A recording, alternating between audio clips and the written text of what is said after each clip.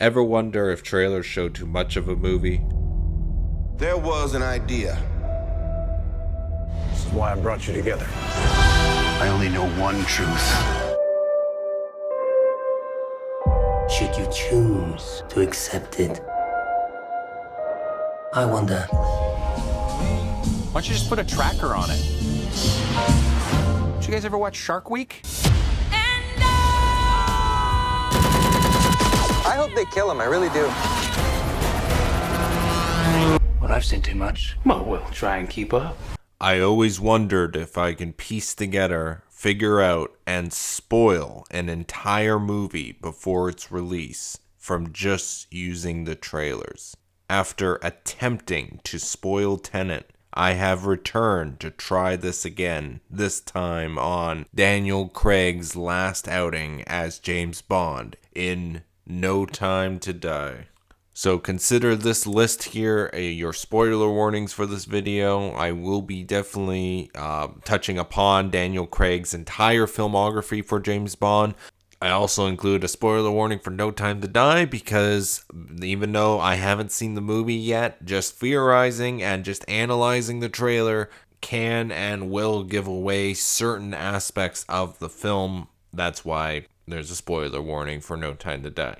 I will be avoiding any leaks or all that because me being in Canada, the movie has not been released, but apparently it's already been released in the UK. As a result, I am doing my absolute best to not find any leak footage or watch any reviews that have already spoiled the movie. I apologize for being late on this video. Time to dive in.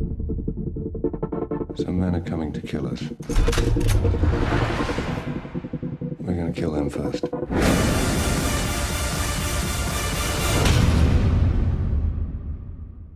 A long time ago, when they released the first trailer for No Time to Die, I remember hearing rumors and theories that Rami Malek would be playing a modern version of Dr. No. The way he's dressed, the over-the-top supervillain Lair, the sit-down chat with James Bond involving poignant lines about God. Our asylums are full of people who think they're Napoleon or God. History isn't kind to men who play God. You persist in trying to provoke me, Mr. Bond. And the lack of his hands appearing on screen. It's easy to see why the internet would think he's playing Dr. No, especially after the last film reintroduced Blofeld into the franchise. Remember, it's been more than 30 years since Blofeld last dropped into the Bond franchise.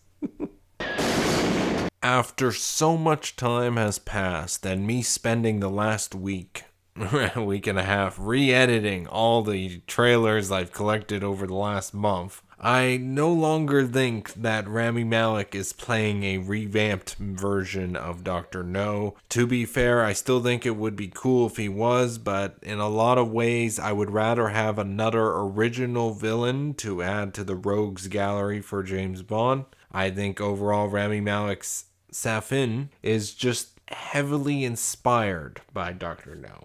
And from there, they sort of went in a very original direction for him. That is what I'm hoping for. With that out of the way, I have to address something that has been actually spoiled for me regarding No Time to Die. And it is about the opening pre-title sequence. A year or so ago, I can't exactly remember when, there was an online article interview that involved the director of No Time to Die, Karijoji Fukunaga. Reason I read the article is because at the time I was not even considering doing a spoiling trailers episode on No Time to Die, so I was not watching any of the trailers at the time, but at the part of me I was kind of interested in reading because it's an interview with the director. That's when it was spoiled for me. The director in the article, he talked about the opening sequence and how he took a chance by not having James Bond in the opening sequence. He also confirmed that the opening sequence involves a young Madeline and her family being chased at the home by a killer. The director confirmed the opening was very horror inspired, combined this knowledge with the story she tells on the train inspector, and I know how No Time to Die is going to start, with this cold open.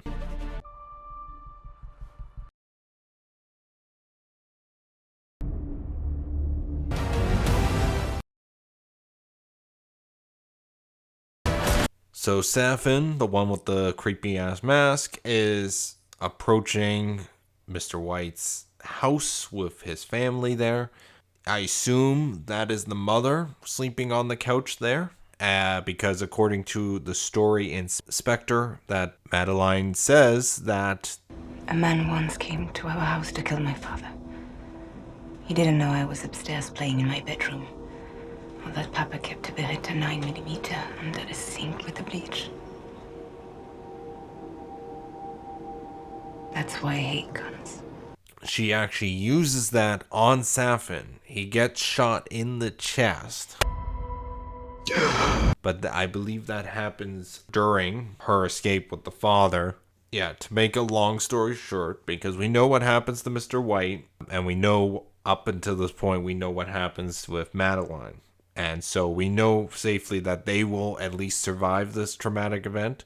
But what happens here after this part is that either, I don't know if it's an explosion or something breaks the mask right in the mouth area. And so it's safe to assume trailer wise that all the footage with the mask broken, but he's still wearing it, is after these shots that I just showed where the mask isn't broken. I assume there's a little bit of a chase across ice.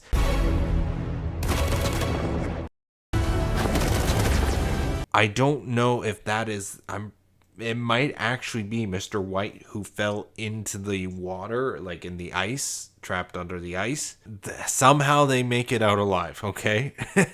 Maybe the mask gets broken and then Madeline actually then shoots him in the chest because there's a little bit of a bullet hole in the jacket. But obviously I assume he's wearing some sort of bulletproof vest or some sort of protection. Then the opening titles would start after this scene. As of recording this, I have avoided hearing the new James Bond title song and the soundtrack. I purposely go out of my way to not listen to the new James Bond title song before seeing the movie, so I end up more surprised by the end product when I finally go and see it. So then after the main title sequence, we then return back to London. It's nighttime-ish, and basically a bunch of soldier or secret agents break into a building and blow it up.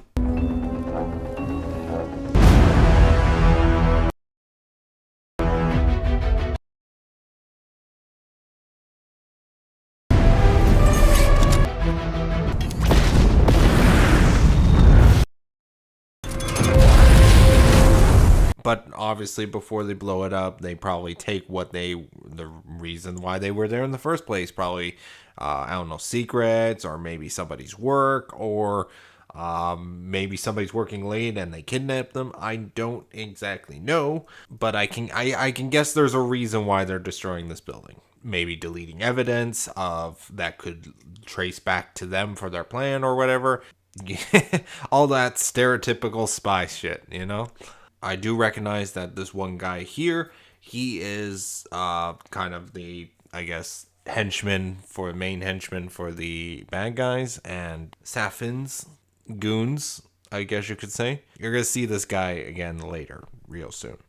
We then have M, played by Ralph Fiennes. He's going to be hear this news of this bombing, building exploding, some lab or whatever, and he's like, damn, where is James Bond? I don't know, something similar to that. It's one of those moments where it's like, I wonder where James Bond is. And it's like, it cuts to where James Bond is. It's one of those type of moments, I feel.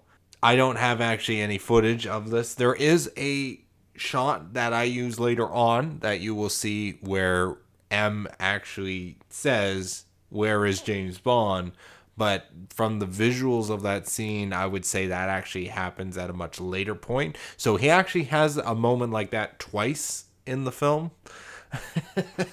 Similar to that. Or maybe he just, when he hears the news, he just sort of stands there silently. I'm going to use this footage of in the tunnel. I wasn't sure if it was actually M at first, but in one of the trailers, they did use his voiceover over that specific shot. So it, to me, it says that, hey, this is actually Ralph Fiennes standing here in front of a really nice car in a very unique location.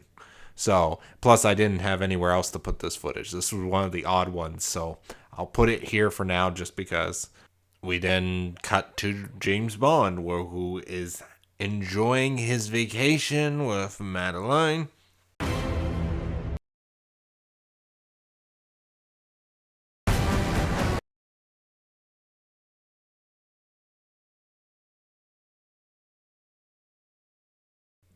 Now, if that shot in the middle with James Bond putting down his phone looks a little weird and out of place, I didn't know exactly where to put that, but judging from the shirt he's wearing in the car, he seems to be wearing that similar type of white, almost undershirt, kind of very casual type shirt, and it's under his suit top jacket, and it's kind of hard to tell, but I assume he takes off his jacket at the hotel, hence why you can also see the daytime, nighttime effect was actually kind of very helpful in piecing together No Time to Die.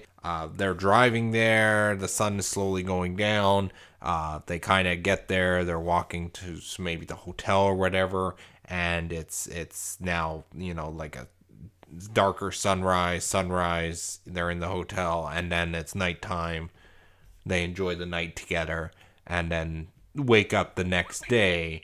I assume either she's at the hotel or whatever, or then James Bond sort of goes out on his own, I guess.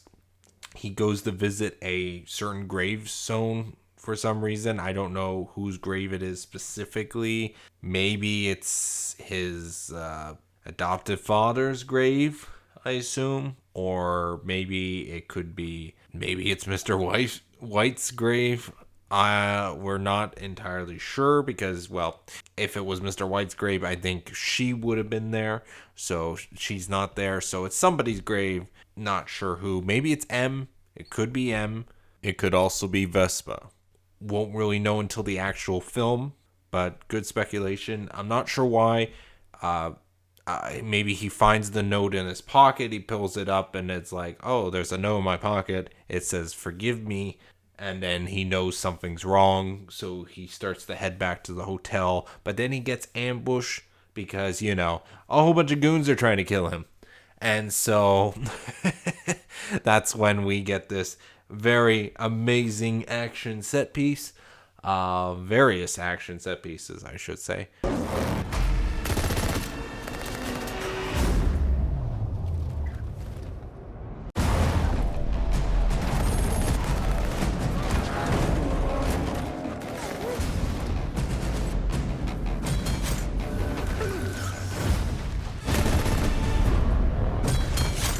For the major action set pieces, I didn't bother going through and recutting everything and separating everything, but you can tell that there's actually one clip used in the trailer where the car tries to hit him, run him over. He dodges it under a little rock as it goes over him, the car, and you can kind of tell from the way the bridge is positioned that it was coming from the same direction as the motorcycle guy comes from later on. So I firmly believe that when he gets first shot, turns around, that's the car heading straight for him. He then dodges, the car goes over, and then the car turns around at the end of the bridge. And then as the car is turning around, the motorcycle guy blocks his path on the other side of the bridge, and then that's when they both head towards him, and he jumps, grabs the cable. Sort of makes his way through town. He eventually knocks over the motorcycle guy, who is the guy with the in this case Hawaiian shirt type clothing. He is the guy that we saw earlier blowing up that building. So after completing that mission, obviously he got sent off to here to kill James Bond, and he's sort of the head of the group of mercenaries, I assume, or team that's after James Bond. And so, but he's on the motorcycle, so he gets hit off of the motorcycle by James Bond, and they fight, tussle, and then James Bond basically deals with him and then steals the motorcycle and go away and drives off. He eventually, after a couple other stunt jumps and whatnot, eventually makes his way back to the hotel to get her.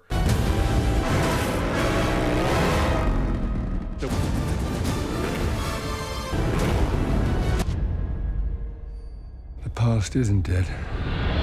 And he's like, we need to get out of here. And so they quickly hop into his car, the Aston Martin car, but it's a little more souped up and a little more tougher than the last time we saw it.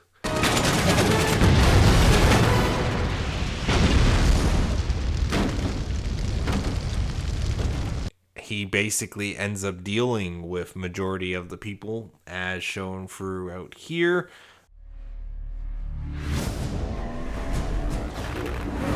Why would I betray you? We all have our secrets. We just didn't get to yours yet.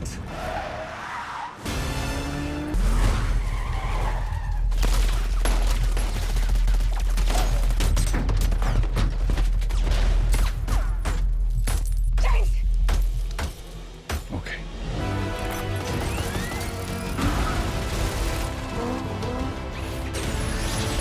I just want to point out here, they actually have in two different switches he hits, and it's visibly different built switches for the same use in the trailers. So I think this might have been, one might have been a temporary shot until they actually got the actual design of it down, or maybe this is used somewhere else. I'll let you decide. But this was both used in the same spot in different trailers. The guy with the Hawaiian shirt comes back. Obviously, there's something wrong with his eye now. So I think that was because of James Bond.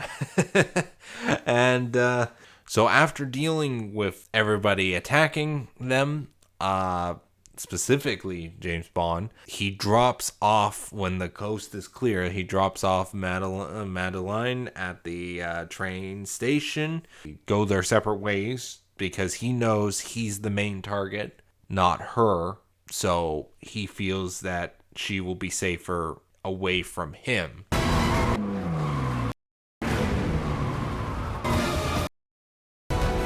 He then goes off and searches for the answers himself.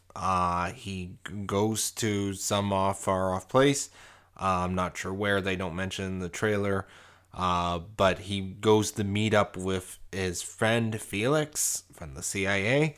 And he stumbles upon, very briefly, the new 00 agent, played by Lashana Lynch. So it is at this nightclub slash bar where he meets up with Felix.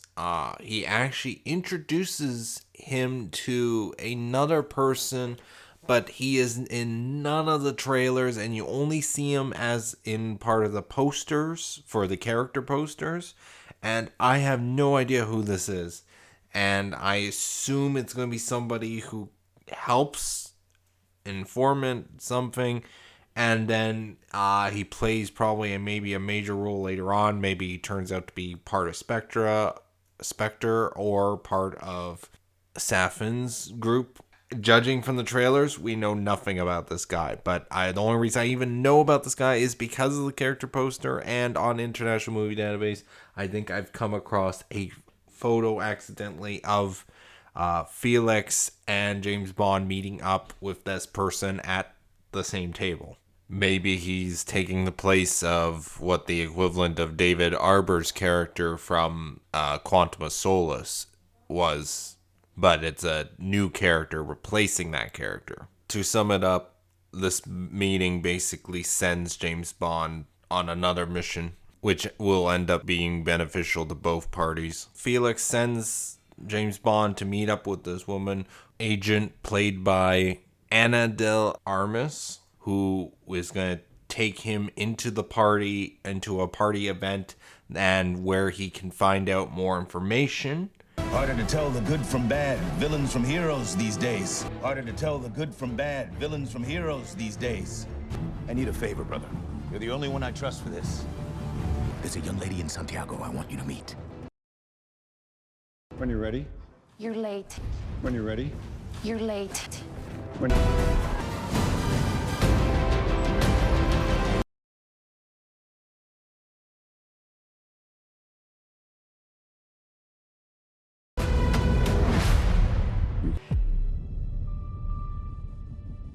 I guess this would be a good time to probably talk about what I think the villain's Safin's plan.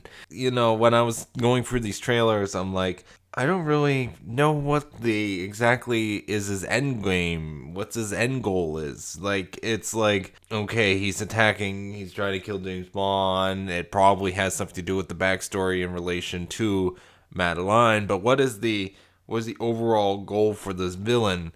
And as I watched more and more of the trailers, I've concluded, surprisingly, I don't know if it's anything to do because I've been stuck in a quarantine pandemic, stay at home, don't go out, and if you go out, you need your mask and all that. But I'm thinking there might be some sort of virus or some sort of, through contact or through the air or whatever, I assume kills people, but only kills certain people.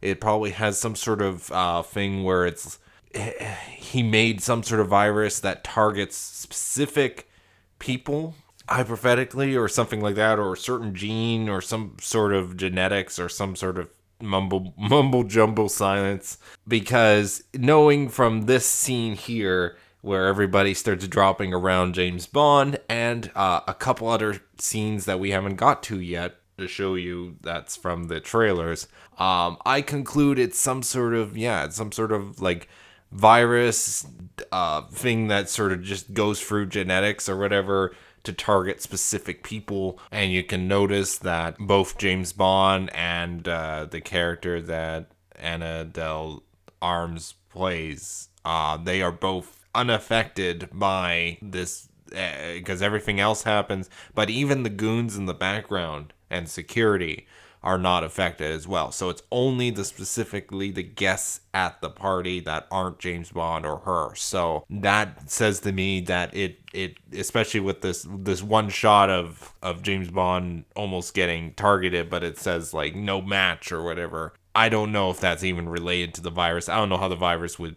be able to have the technology point of view shot of seeing who it's targeting, but whatever.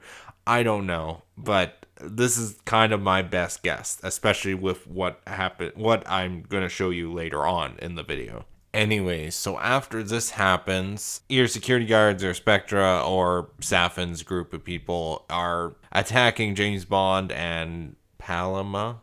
Ana de Armas is playing Paloma. So they target them, they fight their way out, and at the same time, one of the party members is, I believe, the scientist that they're specifically looking for. The scientist who has a character poster, but doesn't really appear hardly in any of the trailers. I'll point out the two possible areas that he could be. This is one of them because Safin's men actually, after fighting James Bond, Paloma, and the new double agent actually steps in because she's outside and kind of scoping out the same event as well. So it's kind of a free-for-all sort of battle per se. The Safin's men actually come crashing through the ceiling and actually grab the scientist and a briefcase and kidnaps him with the briefcase. I don't know how the briefcase plays into anything because I don't know what's in it. There was never really any other shots of the briefcase, but I assume it's important. Carries on. Here's all the resulting footage. You ready?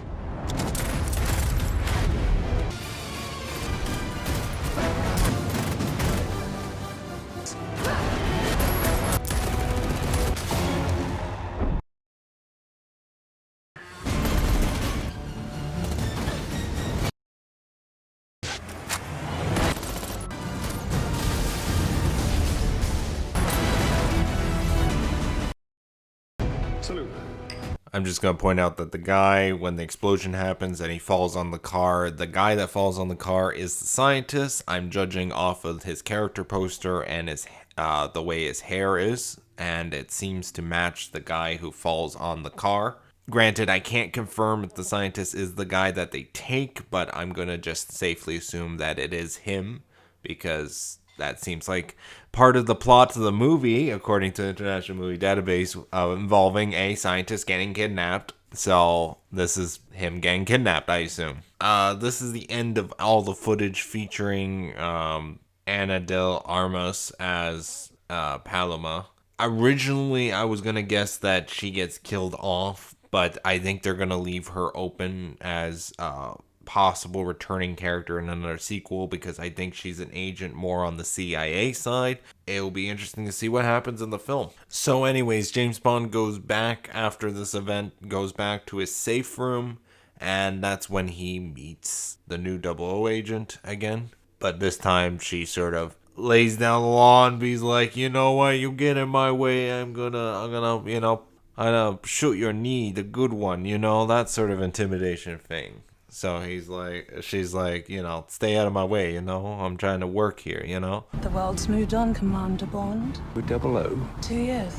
You were 00. 2 years. So stay in your lane. You get in my way, I will put a bullet in your knee.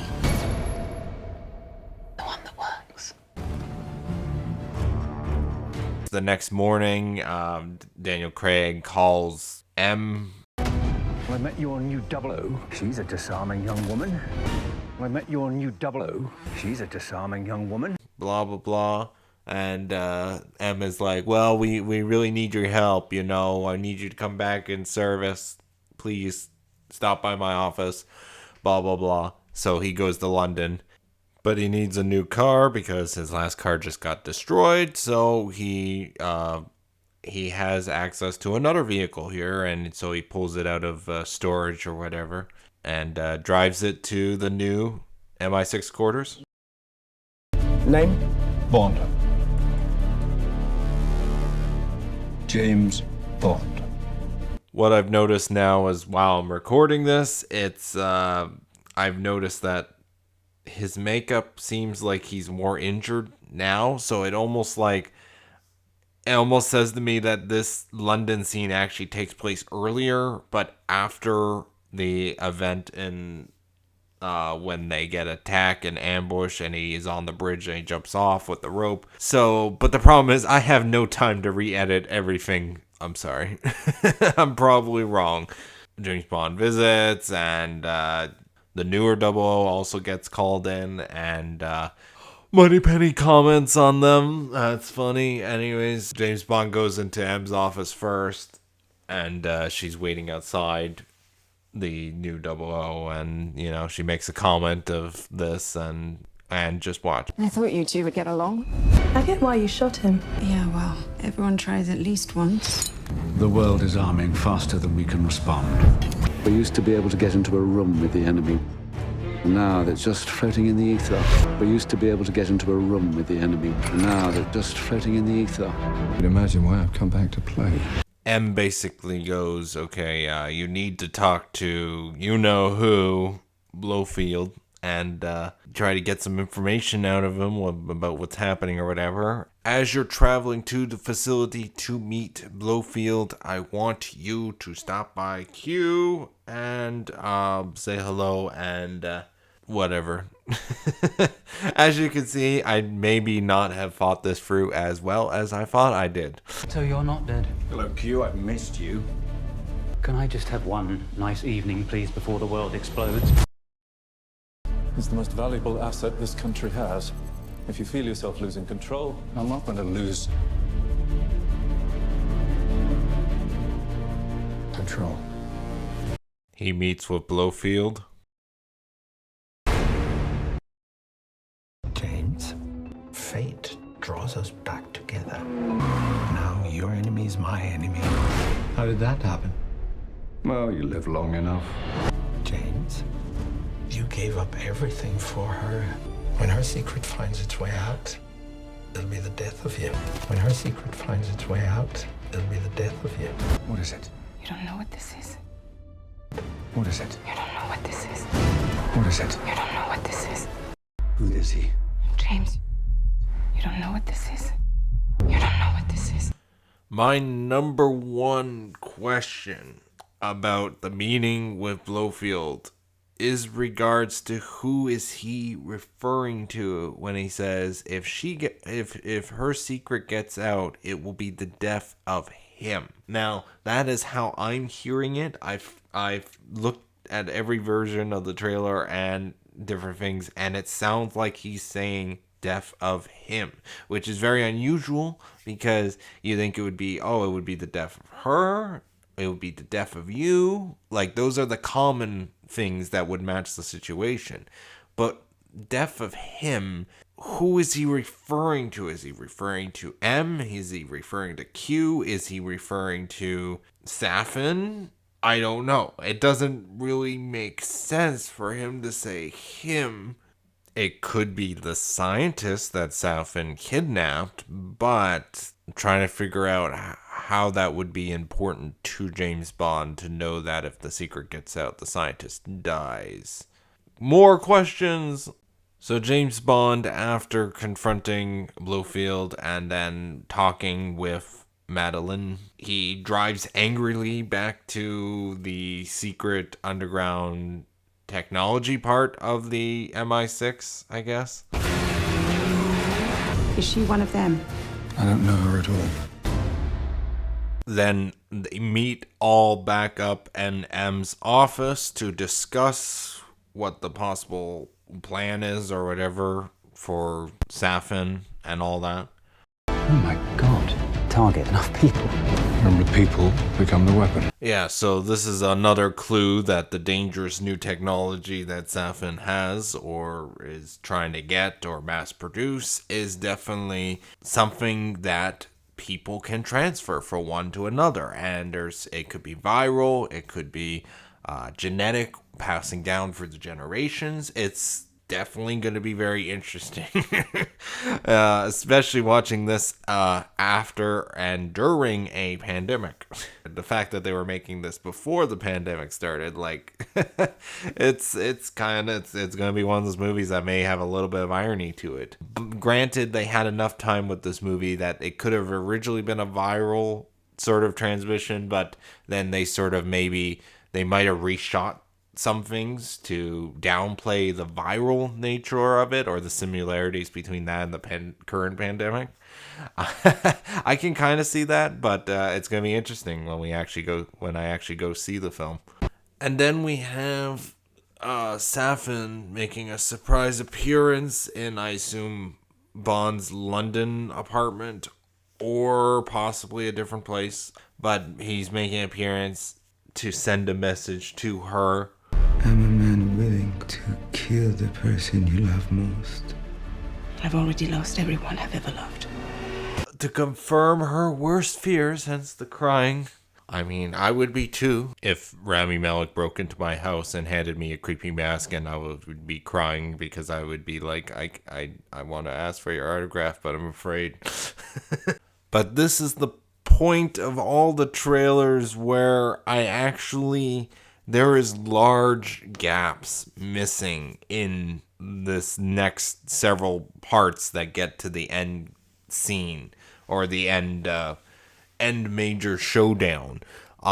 So I only have about maybe 11 or 12 minutes of footage from the film, and that is not including doubles or shots that overlap.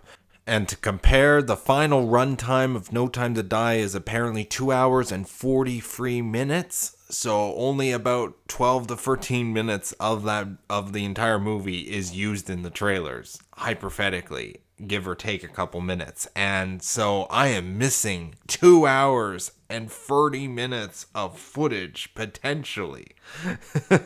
So it's easy to see why these next clips there's big gaps in between them, and I'm not sure how it works to get to them. So it's almost like they specifically didn't want to spoil almost like the middle of the film, and that kind of makes me worry, because it makes me go, did I get something wrong, or like, because there's such a large gap of this puzzle that is missing. And I'm gonna be honest, with No Time to Die, originally I was like, I was first excited for the film, but then, with the pandemic and then the film keeps getting pushed back, I sort of lost interest in the film. Me going through and re-editing the trailer and watching the trailers again and again, it kind of renewed my flame for this film, and how my excitement for the film has actually built up again, and even more than it was when the movie was first announced or when the first trailer actually dropped. I'm actually really hyped up to go see the movie now. So, and that's so weird because I've never had this effect, because usually when you see too many trailers of a film, or you rewatch stuff too much, or you overanalyze something, movie-wise, trailer-wise, you feel like, well, I'm not going to enjoy the movie as much. But for some reason, No Time to Die is having almost an opposite effect to me. I actually feel like I'm going to enjoy this film a hell of a lot more. Anyways, so this next scene is her explaining to Bond about maybe the backstory of Safin, because she now knows who she's kind of dealing with, I guess. And so here it is. What is it? His name is Safin. And what does he want? Revenge. Me. And then we somehow get to a chase scene in a forest train type area with lakes and rivers and stuff. I know James Bond is driving one vehicle and the rest are sort of bad guys chasing them. But there's someone else in the back of the car. I'm going to assume it is Madeline in the back of the car. But there's only one shot where you actually kind of see who it is in the back, but you don't really, like, because of the rain on the water on the windshield and that, it's very hard to see. And so my theory is, during this chase scene coming up, basically at some point Madeline does get kidnapped by Safin in the helicopter. And because they go on foot at one point, because maybe they lose the vehicle or the vehicle crashes or whatnot, or it becomes undrivable, she gets captured and in the helicopter and flown away. James Bond chases after her on foot, but has to end up dealing with more bad guys in the forest, and they get to a more type area, or an area where it's very foggy and whatnot. And so after that is over and he's still walking, it goes from sort of like a cloudy sunset, sort of a nighttime, and then it goes back to early morning sunrise. And then that's when, as he's walking down the road, the other 00 agent actually picks up James Bond and takes him to the aircraft hangar with the airplane. So here is the footage, all leading up in order of chronologically, I believe, the order of how it plays out.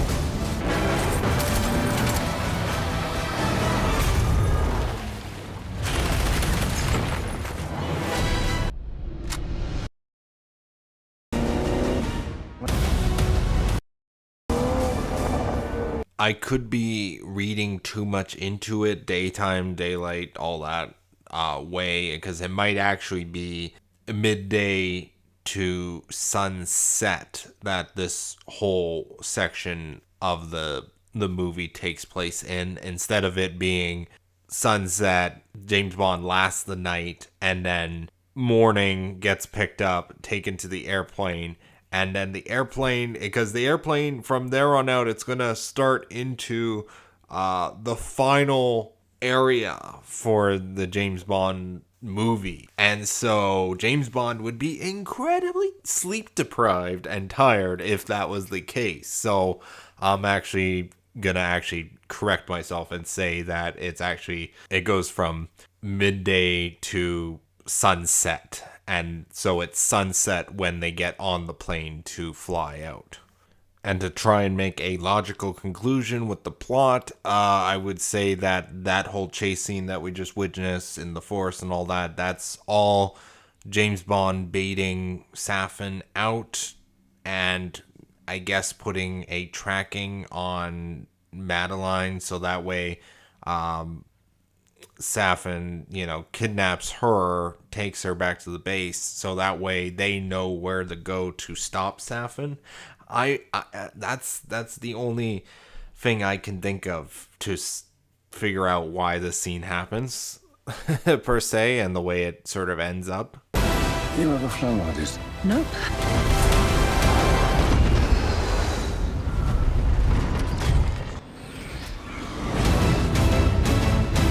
So as they are flying away in this big airplane, they're heading near Safin's base, and they have a special vehicle that is like a drone plane, but it sort of goes from plane to submarine, and so they use that to get into Safin's base of operations.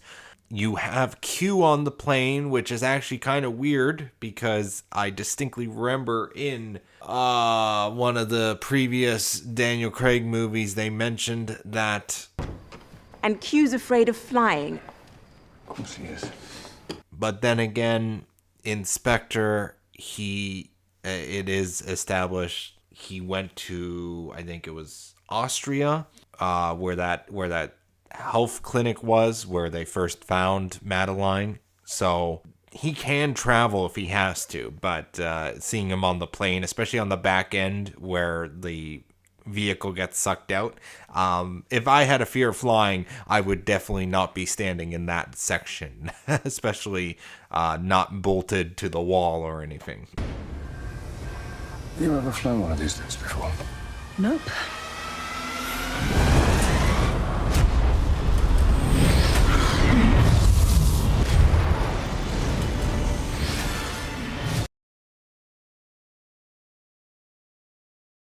I have this here. There's actually a very interesting two different versions of the drone plane submarine falling out of the back, and one was from a very early on trailer compared to a more later trailer, so it's actually kind of funny. It actually looks like they were still in the process of fixing up and completing the shot computer graphic wise, because look at the difference between these two shots. And so I assume the one on the right is the more finalized version that you will see in the final cut. Safin's base also includes a missile carrier ship, and they actually fire upon the airplane that just dropped off double in that, and it looks like the missiles go past, so they miss. I don't know. I don't know if this is actually related or whatnot, but hopefully Q doesn't die.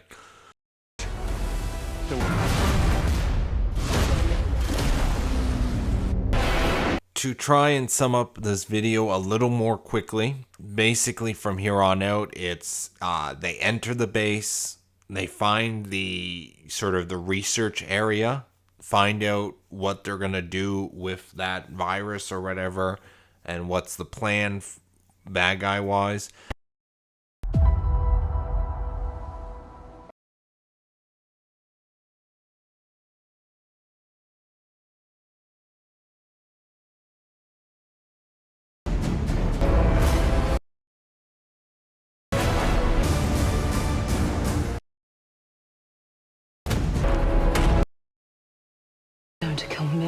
He's going to kill millions. I have to finish this. Who is he? They knock out the scientist who was there, and that is the guy who got kidnapped.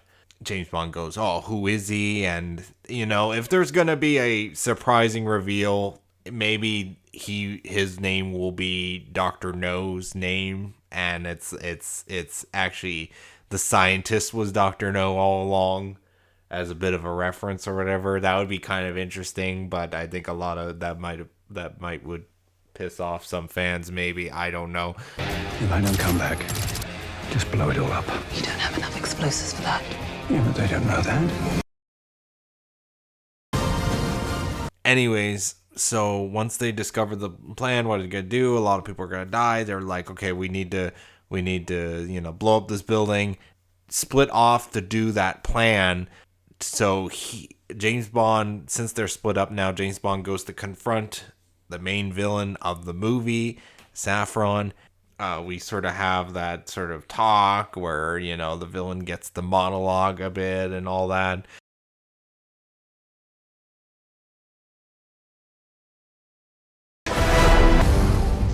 James Bond. We both eradicate people to make the world a better place. I just want to be a little tidier. James Bond. James Bond. License to Kill. History of violence. In love with Madeline Swan. I could be speaking to my own reflection. Only your skills die with your body. Mine will survive long after I'm gone. And life is all about leaving something behind. Isn't it? History isn't kind to men who play God. You made me do this. This was your choice. I apologize for it to be... I tried to separate it as best I could. Bit of a jumble mess, a bit. I apologize for that. I really had no time to edit this video. Ha ha ha. Moving on. James Bond, because obviously what the guards sort of gets captured and is kind of forced to listen to him. So I assume after they've done talking and disagreements or whatever, he sends them off, I guess, to another room or whatever. So it's kind of like he gets captured per se. Meanwhile, the other 00 is undetected because James Bond is the one that's basically has all the aggro. Like the main villain and everybody is focused on James Bond because they know of James Bond. So the other 00 is able to move around the facility very secretly, setting up the explosives and whatnot. While he's captured, James Bond's captured, they take off the dark shirt on top, so he's wearing a white shirt and suspenders. This is all theoretical because I don't actually know if that is the shirt he's wearing underneath. I just know it's something white, so I don't know if it's that specific thing, but it ties in better with the footage that's coming up after that. And basically,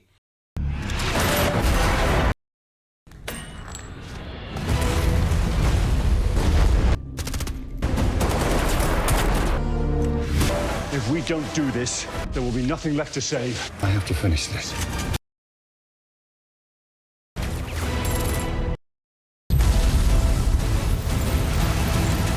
James Bond obviously kind of escapes. All hell breaks loose. I don't know what happens to Safin per se at this point. I don't know if I assume because there's a shot of him holding a gun. I assume that's when he confronts Bond, and Bond, I assume, wins, hypothetically. That or Safin gets injured and, captured. I don't know. But given James Bond villain track records, I would say his odds of surviving look pretty grim. What I do know is eventually the base leads into underground tunnels that go out, I assume, to the sea, to a sea rig that is located nearby. And the sea rig is actually the final place of the James Bond movie set piece. And what happens there is, I assume, he has to try and stop his plan of, I assume it's sending out missiles with the virus or something like that. The trailer, I'm assuming a lot at this point, because now that I think about it, and after rewatching the Daniel Craig era of films very recently, I'm starting to think that maybe Madeline is captured and held hostage on the oil rig platform.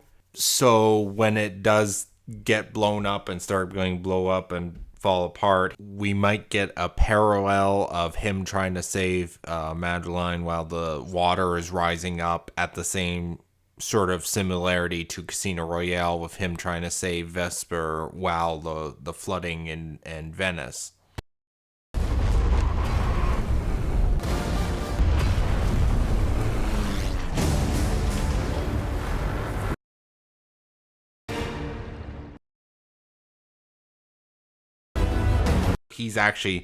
James Bond is actually fighting a bunch of people as he's going through here. He's getting the shit kicked out of him as the same time as he's completely like rampaging through all these enemies and whatnot. But unfortunately, the oil rig starts to collapse and starts to sink.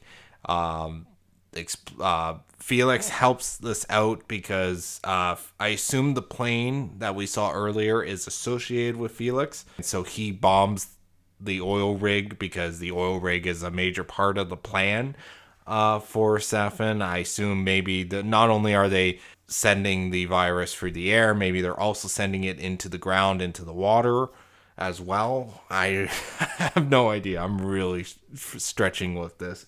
So the oil rig actually starts collapsing and exploding, and then it starts sinking.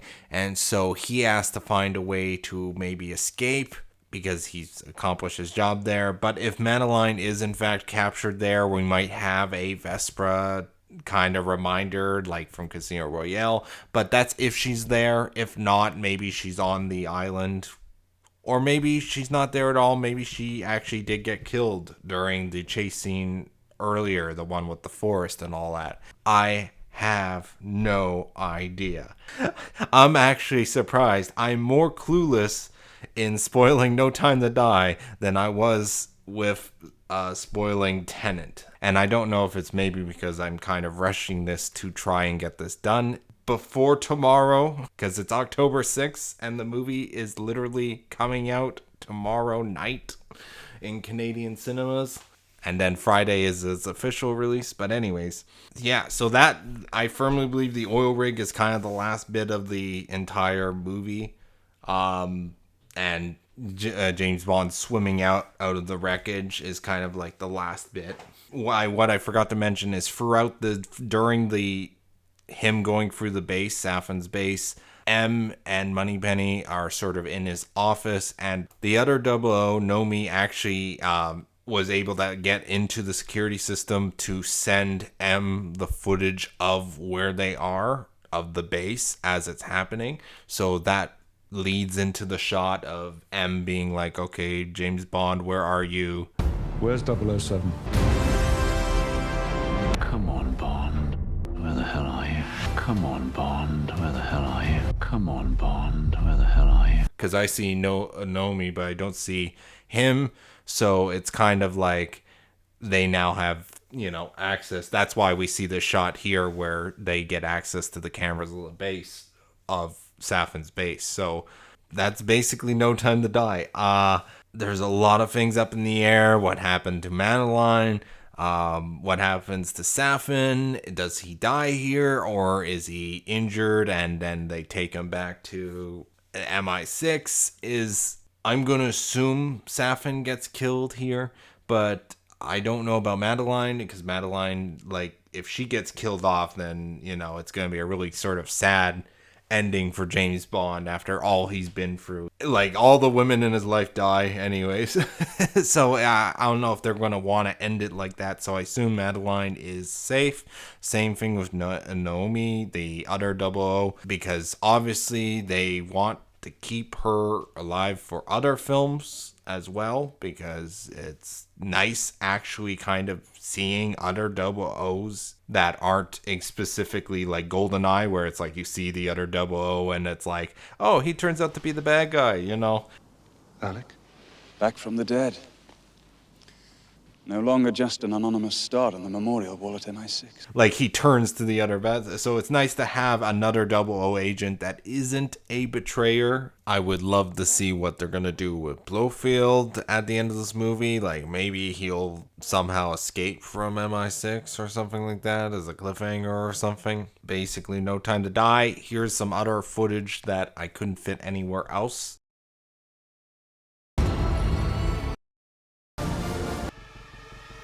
I know the one with the staircase, that is definitely at some point during the final base for Safin, but I just didn't want to throw it in anywhere. And I believe that's the entire film as far as the trailers are concerned. Thank you very much for watching. I want you to have a nice day or night or whatever time you watch this. have a nice whenever. I currently have no plans to do another spoiling trailer episode, but if I do, it will definitely be done way more in advance than this episode, because this was way too close to the down to the wire. And I apologize, I was very busy the last month. If you checked out my last live update, kind of get a sense of how busy I was going to be. I'm sorry, this October, this month is actually going to be even more busier for me. I am multitasking to the max. Please subscribe for more.